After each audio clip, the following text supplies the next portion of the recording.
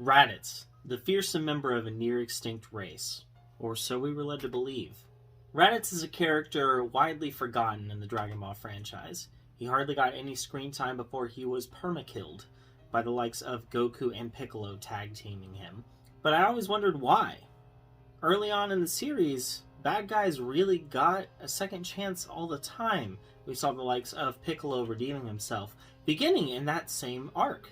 And yet, people like Raditz and Nappa kind of got left in the dust because there was that little gap of time where they just weren't feeling second chances at all. But I was. And so I decided a small retcon in the events of Dragon Ball, which you'll have to see part 1 to find out, and the change of venue would suffice in making for a brand new story that still feels true to Dragon Ball, but includes the likes of Raditz, Nappa, and a couple new characters as well. Before I continue with this video, really quickly, I'd like to say, if you end up enjoying this series, please leave a subscription. I've seen a lot of people that seem to be watching the entire series but not leaving it, and I don't want you to miss one in the future. So, thank you. In our last part, we saw the events of the time skip in preparation of the android assault. Unlike in the original, Vegeta wasn't the only new character rolling up with the power of Super Saiyan when they began their attack. You see, in this story, Vegeta, who is much more in tune with the fact that he is the Saiyan Prince and wants to live up to that name, decided to gather the Dragon Balls and revive Nappa. Nappa, along with Raditz and Gohan, all managed to achieve Super Saiyan during this time as well. However, Nappa, in his age and in the fact that he is playing the catch-up game, is not very proficient in it, so don't think that I'm just equaling him out with everyone else. Sorry, Nappa, but maybe you'll get into the story in the future where I give you some special attention. In any case, androids 19 and 20 attacked in the location that they did in the original series. However, West City also came under the assault of androids 13, 14, and 15. Vegeta, Nappa, and Piccolo, along with his pupil Caracol, ended up taking on those 3 androids, while the rest of the team took on androids 19 and 20. 14, 15, and 19 were all destroyed. 13 took the opportunity to make its escape with Nappa on the chase, and the rest of the team heading back to congregate together to head to Jiro's lab, because Jiro had escaped as well. But will they make it in time? Let's find out. The team is heading for Jiro's lab through the direction of Bulma. However, Goku is lagging behind a little bit. He decides to speak up. Guys, can we just hold on a second? Trunks, a little worried and a bit paranoid about the future events, decides to speak as well. Goku, what is it? Is it your heart? I knew you should have been resting this entire time. No, I'm fine. I just... Okay, maybe I'm not fine. Maybe we should hold off on taking out the androids. He should rest before we continue. These guys are very strong. Vegeta frustratingly interjects into the conversation. Huh. I've waited 3 years for this battle. I'm not waiting a second longer. We're going. Vegeta and Trunks argue a little bit about the severity of the situation. Goku decides to make a compromise. He would go and rest while the rest of the team continued on. Meanwhile, Nappa is becoming frustrated. He lost track of Android 13, and he really just wanted to obliterate the entire city and deal with Android 13, along with the local populace, all in one go. You see, he is complying, and he is admittedly softening up a little bit, but it is not a quick process, and his anger is almost getting the best of him. But he decides to quell it and remain calm. He can't find Android 13 in this condition, so he decides to head back to the team as well.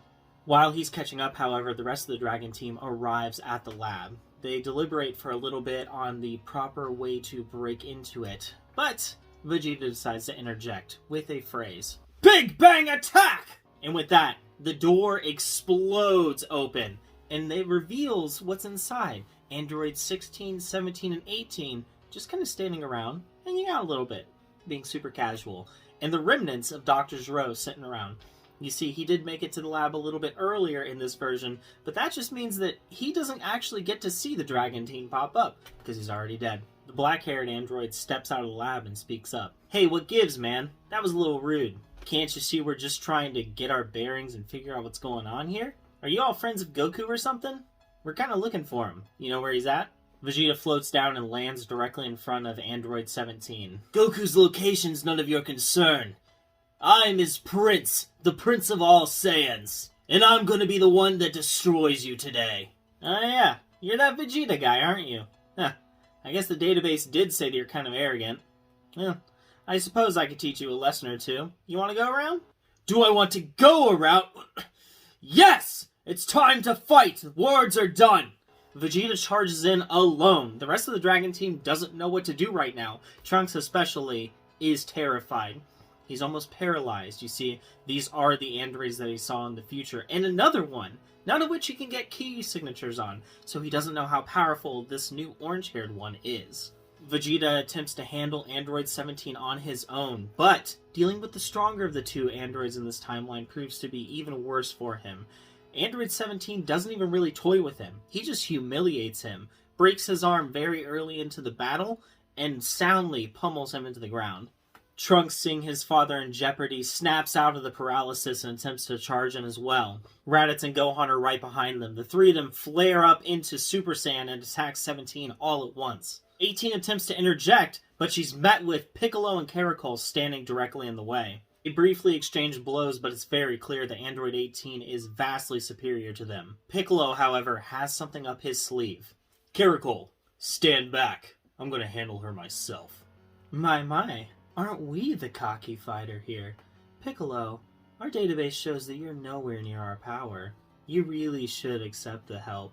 I think you'll find that your database is quite off on me.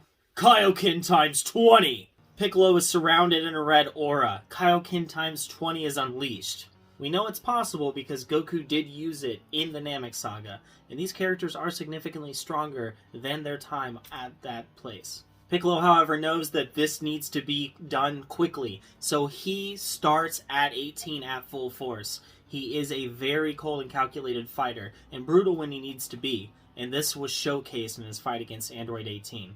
However, there was someone else watching, Android 16, and he wasn't happy to see his sister on the back foot. He decides to head directly for Piccolo. But the rest of the Dragon Team that wasn't currently in a fight, Caracol, Krillin, Tien, and Yamcha attempt to intervene. 16 promptly swipes them away, but he doesn't kill any of them. He's not attempting to murder anyone. Instead, he's just trying to protect his own sister. Krillin does take note of this, but it doesn't change the fact that he reaches Piccolo, and Piccolo begins fighting a 1-on-2 battle, and he's very much on the losing side. Shortly after 16 reached him, he couldn't handle Kaioken times 20 anymore. He dropped back down to his base and gets knocked unconscious. And just as soon as that happens, 18 is on the other Saiyans attempting to fight 17. It becomes a 2-on-3 battle, but even though they have the size disadvantage, they do manage to get the upper hand. The three Saiyans are defeated as well. The entire Dragon Team is on the ground, but the attack stops. The androids ease up a little bit, and the rest of it kind of plays out as it does in the original. Android 18 especially giving that little bit of a kiss to Krillin, and Krillin having massive second thoughts about what exactly they were doing there. These androids were totally different. They just seemed like they were having fun. They even offered them a rematch. But it seems like their main goal is to find Goku. Probably to kill him, but it doesn't seem like there's any malice there. It's just a fun challenge, and that's what they're looking for. The androids promptly leave, and the Dragon Team really mulls over their defeat. Nappa arrives on the scene just as Piccolo is leaving. Piccolo, along with Caracol, head to Kame's lookout. It's time for him to discuss a possible fusion with Kame. The rest of the team disperses, with Vegeta heading off in a fit of rage, with Trunks following behind to try and ease his anger. Gohan takes the human Dragon Team members and transports them directly to Goku, who's waiting patiently at Kame House. He's feeling a lot better, but he's still not quite at 100%. He can't quite join back in the battle yet. However, they do fill him in on the entire situation and let him know just how powerful the androids are. Krillin also speaks up and says that the malice doesn't seem to be there. He almost defends the androids to the anger of the rest of the team. However, Goku listens with an open mind. He's seen plenty of villains turn into good guys over time, and he's always welcome to give everyone a second chance. Plus, to their knowledge, these androids hadn't actually killed anyone yet. In fact, that big lug of an android, the red-headed one, was staring at birds until he decided to join in on the fight and help Android 18. It was definitely something to think about.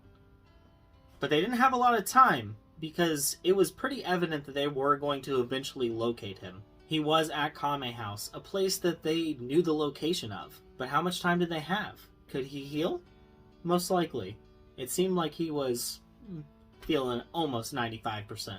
He'd be back in the fight soon, and he had a suggestion. Perhaps training in the hyperbolic time chamber could really improve their skills. Gohan thinks that's a great idea, and they started thinking of a plan on who will go in first. Back at the lookout, Kame and Piccolo are arguing with each other. Caracol is sad to see what's going on here. He doesn't know what's going to happen to his master. He knows about fusion and the fact that Nail is in the back of his head. It's the entire reason he wanted to train under Piccolo. That being said, this Kame figure, he doesn't seem as willing as Master Nail probably would have been. So does that mean that he would have the dominant mind? No, that answer gets cleared up pretty quickly because Piccolo makes it obvious that he wants to be at the forefront of this fusion.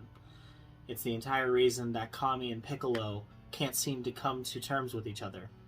However, Kame begins to feel life forces disappearing around a city. There's a greater power. It's growing very quickly, and it's a threat that needs to be answered. Reluctantly, he agrees to fuse with Piccolo, and Kamikolo is born. He tells Caracol to hang around the lookout and keep Mr. Popo safe. He can feel his power, and it's way too great for his pupil to aid in. So he heads down alone to try and face this new threat. Meanwhile, back at West City, Android 13 finds the remnants of his two brothers, Androids 14 and 15. With this opportunity and no one watching him, he decides to make the fusion, and he does, and becomes Super Android 13. This new Blue Menace manages to stay completely under the radar from the Dragon Team. They can't sense his ki, so they have no idea that another powerhouse is roaming around the Earth. Being more calculated than he was already, he decides not to obliterate cities so that he doesn't raise suspicion, and instead, he starts hunting down the androids himself.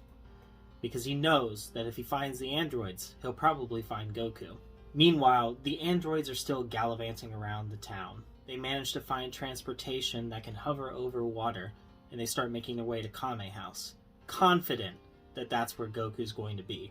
And that's where we're going to leave things for right now. So what do you guys think? We've got Super Android 13, this new threat, which is obviously Cell, and androids 16, 17, and 18 heading directly for Goku, who isn't quite at 100% yet. How is this fight going to go down? Will Vegeta pop back up in time? And who will enter the time chamber first? Right now, they haven't spoken to Vegeta. Will they attempt to go in there before he does? I guess that we're going to have to find out in the next episode. So please, subscribe. It's definitely a great help. And thanks for watching, everyone. Till the next one. Bye.